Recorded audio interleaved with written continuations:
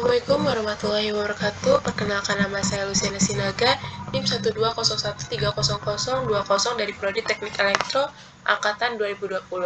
Di sini saya akan menjelaskan mengenai materi pertemuan kedua sinyal dan sistem mengenai mathematical description of sinyal.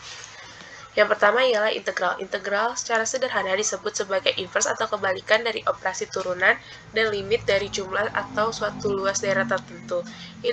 Integral dibedakan menjadi dua jenis, yaitu integral tak tentu dan integral tentu.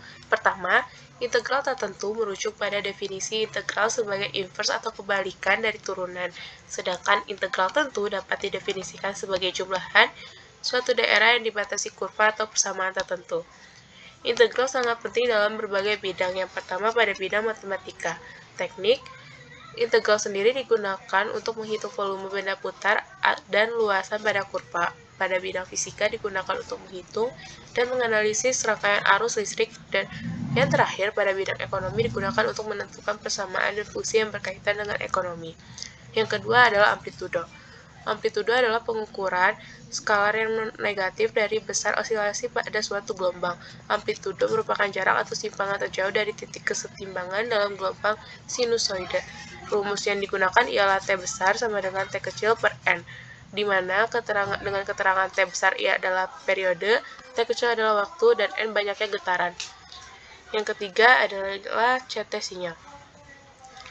CT sinyal adalah sinyal waktu kontinu adalah fungsi yang kontinu, artinya tidak ada jeda pada sinyal.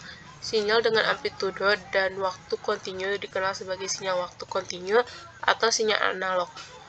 Sistem waktu kontinu disamakan dengan sistem analog atau CT dan mengeluarkan sinyal analog yang berbeda. Yang keempat adanya DT sinyal. Sinyal diskrit adalah sinyal data dalam bentuk pulsa. Suatu sinyal X atau dalam kurung KT dikatakan sebagai sinyal waktu diskrit ketika memiliki nilai pada rentan waktu tertentu. Sinyal diskrit juga merupakan hasil teknologi yang mengubah sinyal menjadi suatu angka yang mudah dimengerti oleh mesin, yaitu angka 0 atau off dan 1 atau on, yang disebut juga sebagai angka binar untuk memproses informasi dengan mudah, akurat, dan cepat. Dan yang terakhir, yang kelima adalah frekuensi.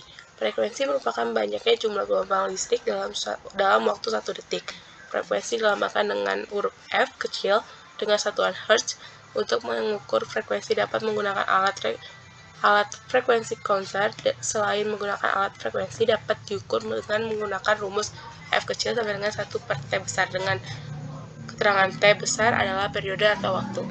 Sekian dari saya, kurang lebihnya mohon maaf apabila ada salah kata. Terima kasih. Wassalamualaikum warahmatullahi wabarakatuh.